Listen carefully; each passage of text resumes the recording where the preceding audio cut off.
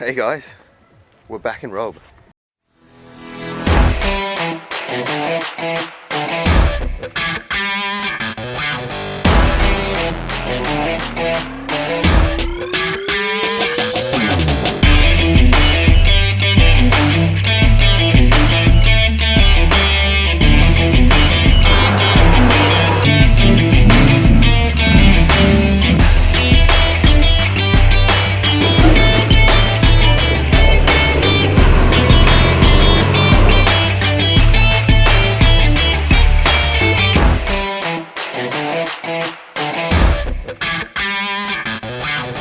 So, a little bit of background before we get started. Both my brothers now have four-wheel drive. My older brother lives in Adelaide. So the plan was to meet him in Robe. So it's a bit of a shorter drive for him than it was for myself and my younger brother. My older brother is Keel. My younger brother is Danish. Danish drives a 105 series, the white one. That's a 1.8Z turbo.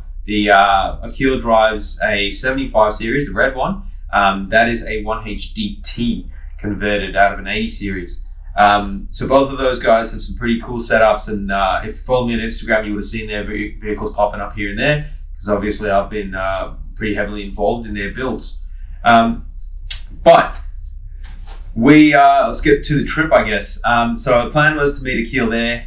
He was going to go park up in Long Beach and just go do some fishing and surfing while he waited for us. Danish and I had a bit of a delay getting actually out of Melbourne, sorry. Mainly because I bought a new set of tires, and you'll see them in the video, a set of Maxxis Razors. Now, silly enough, I didn't check tire pressures when I put them on the car. So when I was driving, I did an alignment the night before, and I was driving out. I sort of felt really strong pull to the left, and I was pretty stressed about it. Didn't know what was going on. Finally I checked my tire pressures, and it turns out just my front left was down at 16 psi. So that was just dragging the car to the left. So thankfully, I was stressing out, thinking, where am I going to get a last minute wheel alignment done, all of that, wheel balance and everything. But thankfully it was just pop the tire up and we were on the road again. But because of that, we ended up actually getting into Robe, Robe town itself, and met Akil really, really late. It was around 9 o'clock, I think, we found him. So we just like, we've driven all this way, let's do a couple tracks and then head out and find camp, get to our campsite. So we head out, and I ended up, naturally, as I always do, got lost. So I took a wrong turn somewhere, or branched off to the left, and should have gone left, went to the right, went over a sand dune, and just got absolutely, properly clogged on a really soft section of beach. Now, at the time, I didn't recognize, but seeing as they were brand new tires, I should have run them a little bit lower on pressures on the freeway, just to soften up the sidewalls a bit so that they bagged out properly. So I think I dropped them down to 16 psi, but they were really not bagging out because they were still quite new, hard rubber. The sidewalls were quite stiff. So that's a little pointer to anyone who's running some new tires and going out to the beach straight away. Is if they're known to have a stiff sidewall, run them on a slightly lower pressures on the freeway. It might cost you a bit of money in terms of fuel, but it'll save you getting bogged a lot. But yeah, so you'll see in a minute. I got pretty bogged. Yeah, I am. Yeah, of course. What's going on? Buck's digging himself out of a sticky situation. Yeah. Another day. Oh, this is a proper sticky situation, actually, Buck. Yeah, I know. How did you even end up all the way down here? I'm surprised you I went that way. Yeah. Got on right there. Tried to reverse, but to do a three-pointer. Yeah. Car Dude, this would. is proper deep, man. Yeah, and it's wet sand too. On the bright side, Is that means, worse? No, well, it's not good for the car, but it means that the tide is running back out instead of coming in. So at least there's that. Solid 8.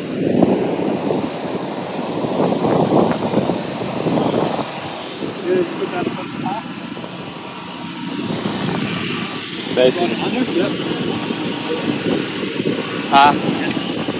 You want to see it? Sand is to be there.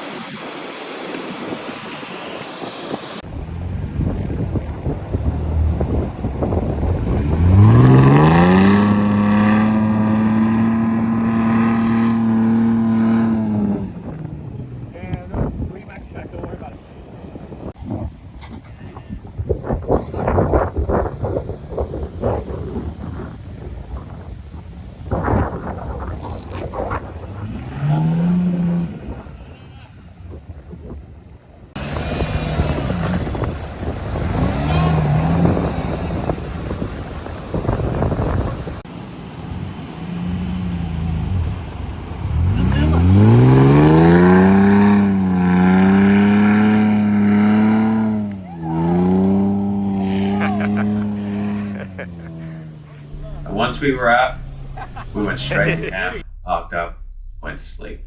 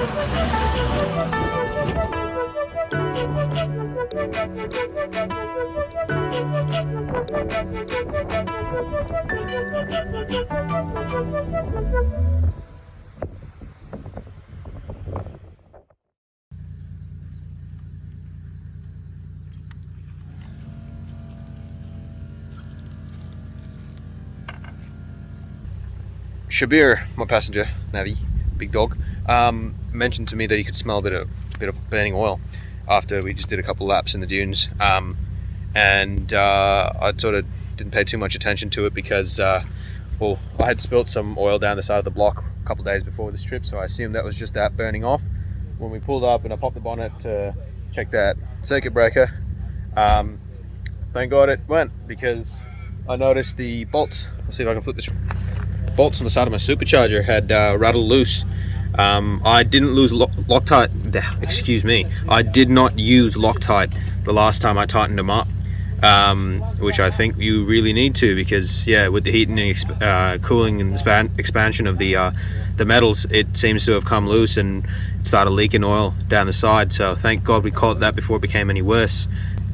She's nipped up. I haven't got Loctite on me, so when we swing past town, I might see if I can buy some, or I'll just keep tabs on this thing, continually check it every morning and every night, make sure that it's not rattling loose. And there we go. So everyone's airing up because we drove in towards the Millicent Sand Buggy Club area. I'm very, very confused by those signs because they're so contradicting. It says, members only, and then underneath it says public access, which to me seems like a completely conflicting statement. So I got pretty confused trying to get in there, drove up, and then got up to the top of a sand dune as we got in, and we got some reception, so we did a bit of Googling, and it seems like you can't go through there without permission. But yeah, it's I'll be honest, their signage isn't that great, so it's a bit confusing. So yeah, turned around and came back down. So now we're just going to air up and head into Beachport. So that piss off your dog. We're heading to Beachport and then come around through the other side so that we can get to the dunes. So yeah, stay tuned. I'll see you soon.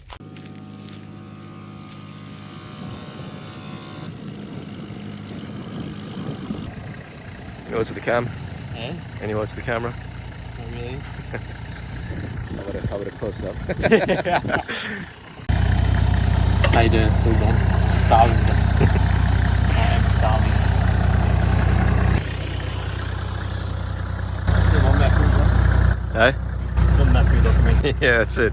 It's a square dropping. This is your big break, bro. You're gonna be in Hollywood next. Bro, yeah, this is David Attenborough. Yes. We got the square poos. The wombat anus is square. So they teach you in medical school, is it? I'm no vet, brother.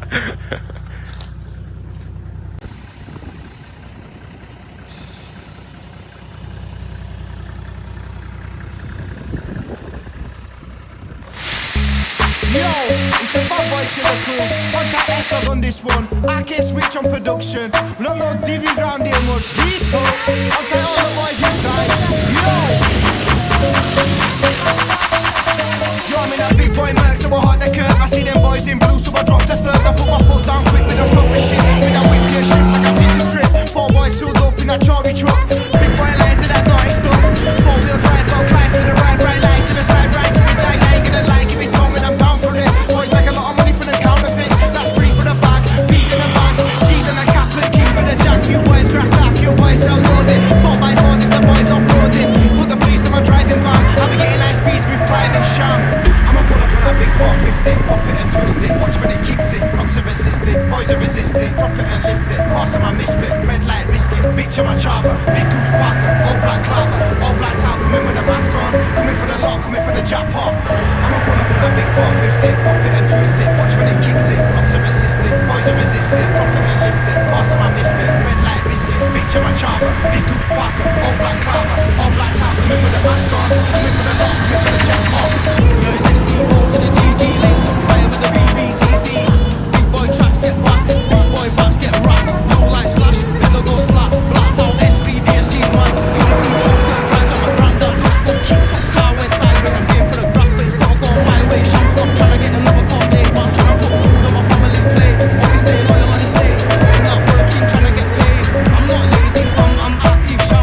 Kane and Clive, it's a mad thing. All of the beaches dancing, fuel line car with them man, I get rampy. I'ma pull up on that big 450, pop it and twist it. Watch when it kicks it, cops are resisting, boys are resisting. Drop it and lift it, cars on my misfit. Red light risk it, bitch on my chava. Big goose Parker, all black clava. All black town, coming with a mask on. Coming for the lot, coming for the jackpot.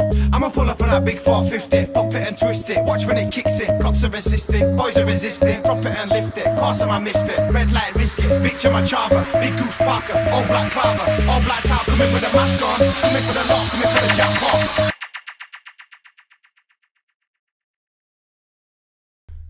So, day 3, we got out to really early to the dunes. Just before sunrise. Parked the cars up, had some breakfast. Got to see this gorgeous sunrise in the sand dunes. And honestly, if you can get out that early, highly recommend it. It was absolutely spectacular. It was breathtaking, honestly. So we had some breakfast, waited for the sun to rise, and tried to do a bit more dune driving and get out of the dunes and back down to the beach. Unfortunately, I learned something a bit new. Naturally, you'd sort of think, but I didn't. Sand dunes change a bit. So when we were heading out, some of the tracks that I tried to pick to get out, I was using Google Maps to go to guide myself. But some of those tracks, the exits, the access and egress has changed since obviously someone's driven through it last. And you come to a dune and it's like a 10 meter drop before you actually get to the bush and all of that. So we'd spent a little while trying to figure our way out and got a little bit lost in there, but finally did find our way back out. Hit a couple tracks and out we came.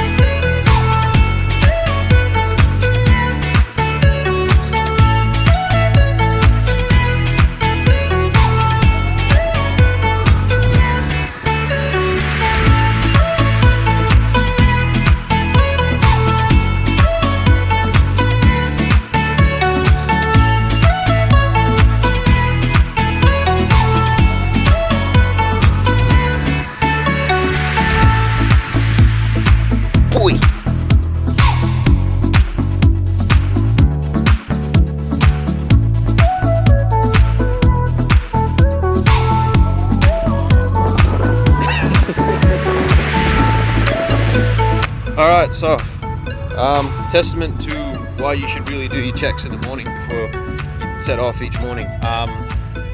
We got out of bed, got ready, and just did your standard pre-trip tracks.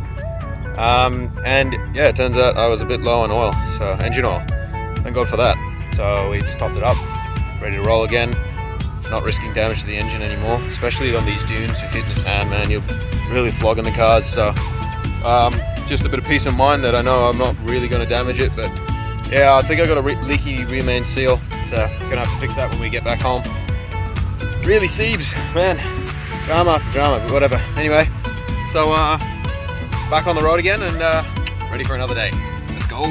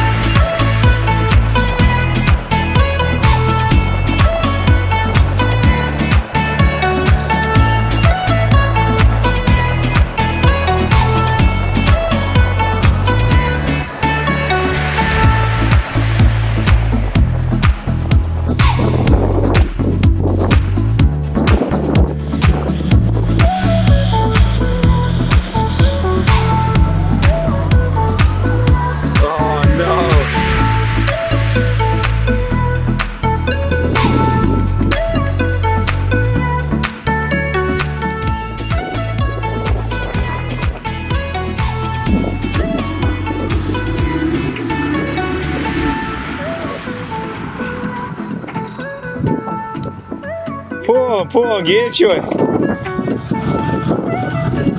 Oi. No. You're just digging yourself in. Go back down and hit it in second.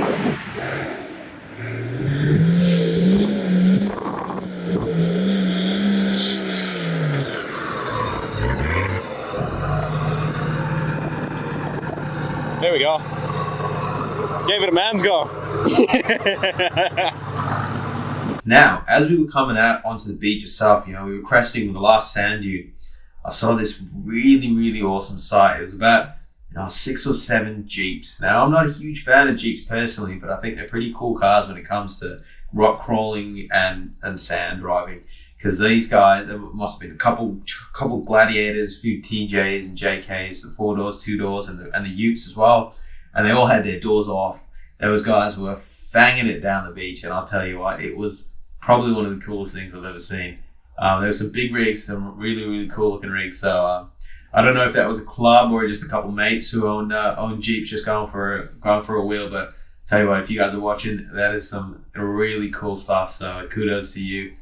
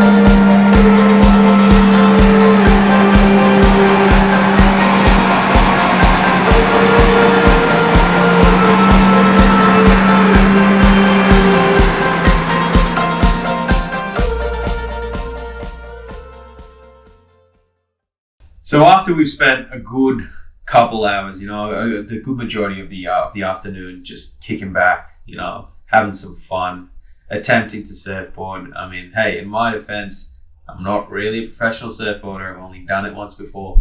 Akil, I think that was his first time. So, the fact that we got to stand up for about 3 seconds on the board, I'm pretty proud of that. That was good fun, but we're getting some practice in now. Hopefully we'll be better on the next one. But it was really good fun. Tried some fishing, ate some food and all that, so it was good. But by the end of it, it's time to wrap up and go find ourselves somewhere to camp up, get out of this area. And that's what we did. Shot off and found a spot.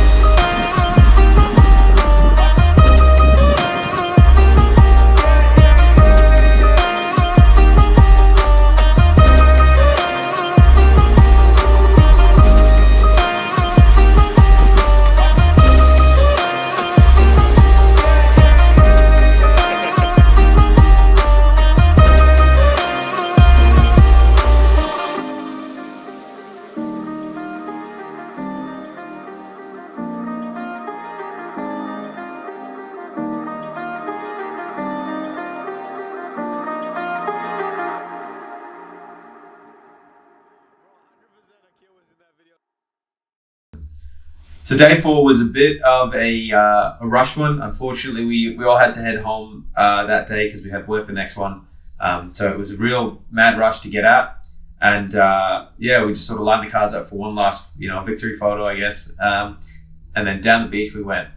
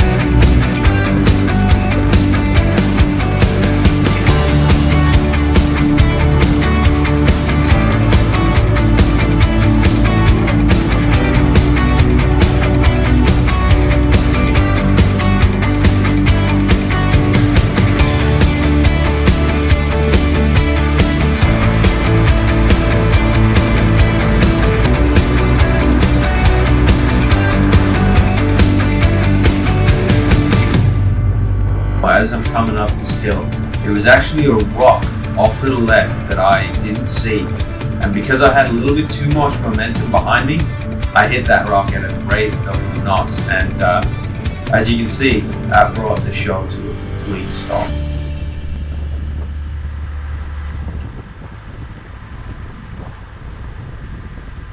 So what's actually happened here is there's that big rock, and as you're coming up and around the hill, it sort of curves off to the right. Now, I didn't realize I didn't need so much momentum, so I really gave it the berries coming up that. And obviously with the momentum, the car shifted to the left. Bang, I've smacked that left tire into that rock. Now, I didn't realize what I'd hit in the car at the time, so I thought I'd just crumple the front left end into the bank there, and I was like, oh crap, here we go, ran it over. My boys have crashed, like that's it, like trips over, get out of the car, and I'm like, oh, nothing seems too bad. So drove the car to the other end, and I stood on the rock so that the boys can see where I am and where it is, and sent the other two up.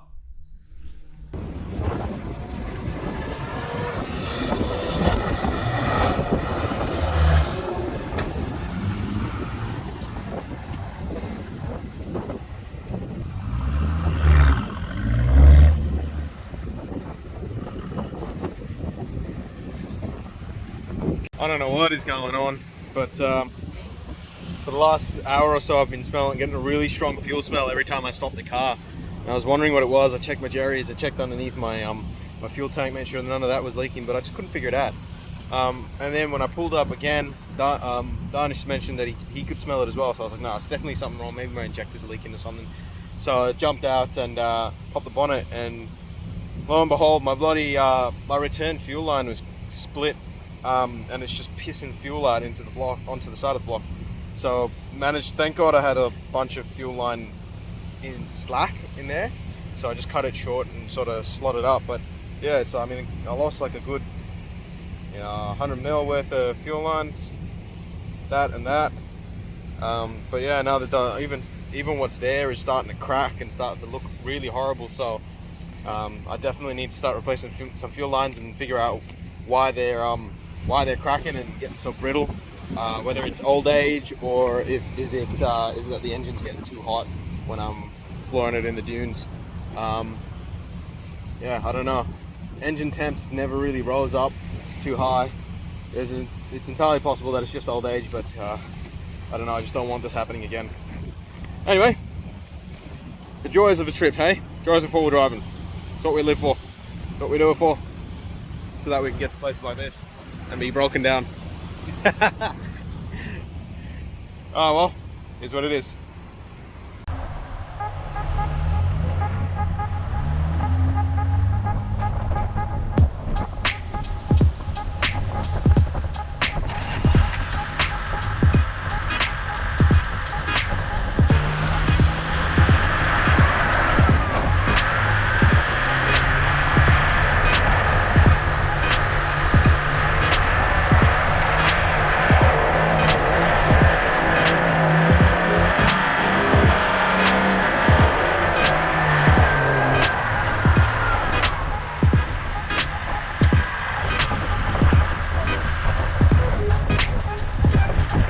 Now there's a bit of a backstory to this 100 series that we're driving past here.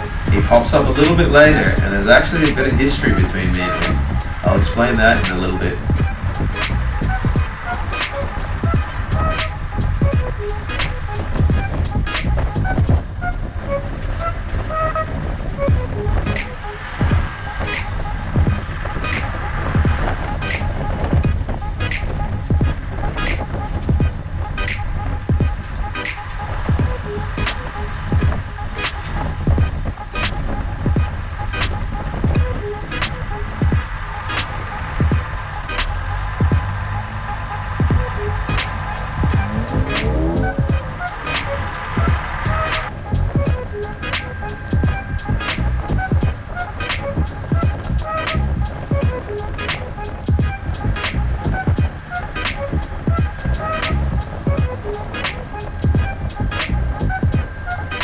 But as we come along, I'll come to this soft section of the beach here, and my back end starts to kick out, and I knew I was going down. So I jump on the radio to the boys and I said, you know, guys, maintain momentum, keep going, don't stop for me, because it's really soft. You will probably get over as well.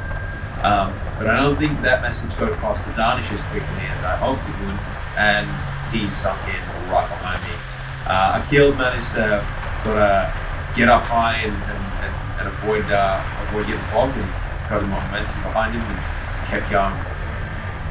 Now this is where old mate with the 100 series comes back in again. So he wasn't too far behind us after we'd overtaken him, and he pulled up and he, you know, like a good bloke, he pops by and talks to Akil and he says, you know, you guys are right, you need a hand. He's like, I got 4 max tracks on the roof. I can, you know, you can use them if you need to get the boys out. And Akil's, the dudes are cheering him now. We'll be all right. We've got some. Darn had a set of trades and Akil had some max tracks, so I think we thought we were all right.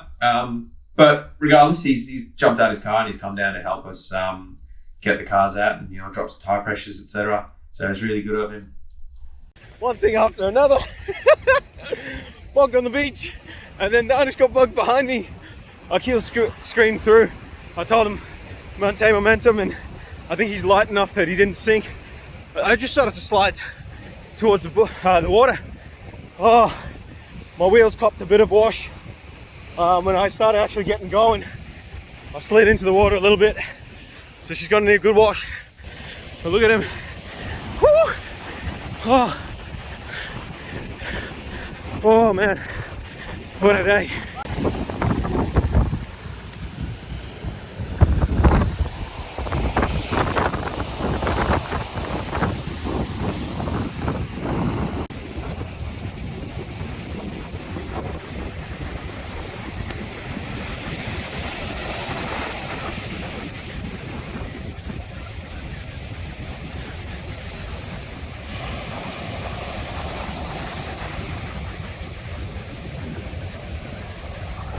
Here comes our knight in shining armor.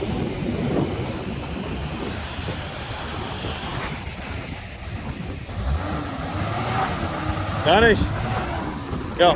Nice and slow onto the tracks. When you're on the tracks, floor it.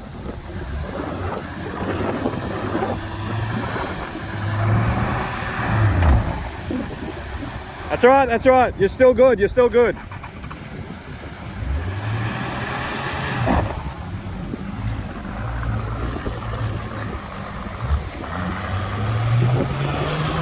Yeah, stay on it.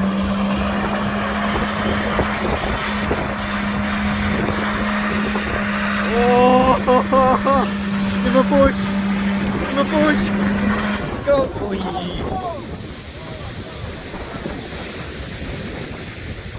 Trust. Oh no, oh no. Oh no. We give them a push? Oh shit. Go! Go, go! Why are you bogging? Start in second and just shift right out.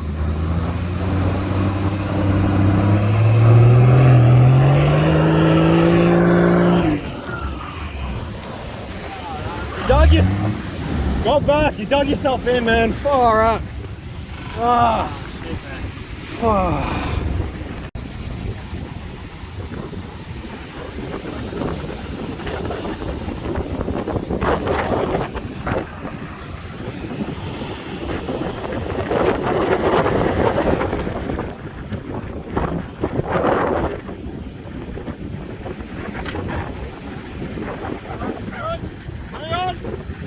Hang on, wait. That's right.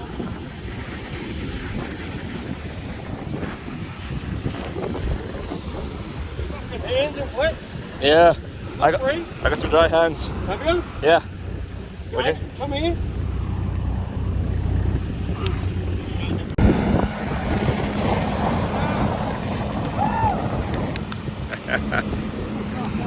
See those left-hand wheels? They're a fucking 6 PSI. You have to let them down. So we're finally out of that little mess. We're pumping up the tyres because we dropped them fairly low, as you can tell. Danish or Akil, I can't remember who it was, mentioned something about old mate's family. Now, at the time, I didn't recognise who this bloke was. But a couple of years ago, I was in Robe, and I was coming up a hill, and someone in a Hilux was coming down. So I pulled up to the side to let him pass. He stopped, we had a quick chat, and then we kept going. He was a nice bloke. Little did I know, it was the same fella. So he's obviously upgraded to 100 now. But it was my brother's mentioned something about his family that sort of really connected the dots. And then I was like, oh, light bulb moment. It's him. But he's already driven off. And this is happening as he's driving off. You know, I can see him 50 minutes away. And I'm like, oh, well, I've got to catch him when we get into town and, tell him the story, say good day and say thank you again. I tried to. So, oh, mate, if you are there, if you are watching, it's good to meet you again. And thank you for stopping by and giving us a hand.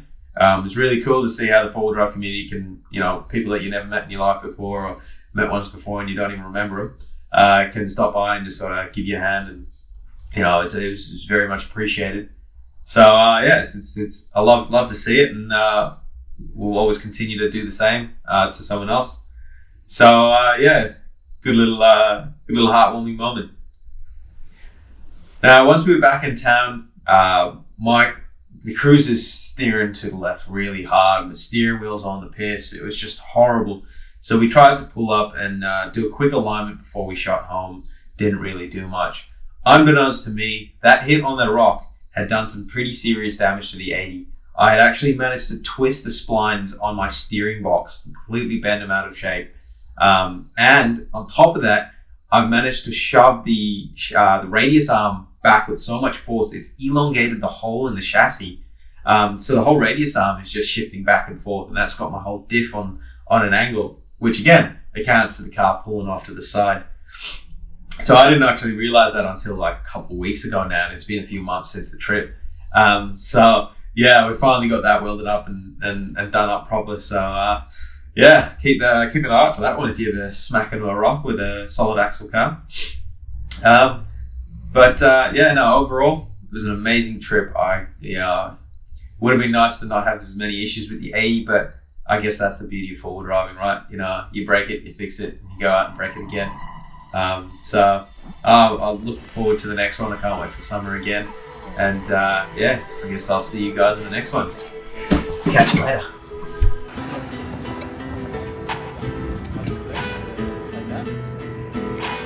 Above the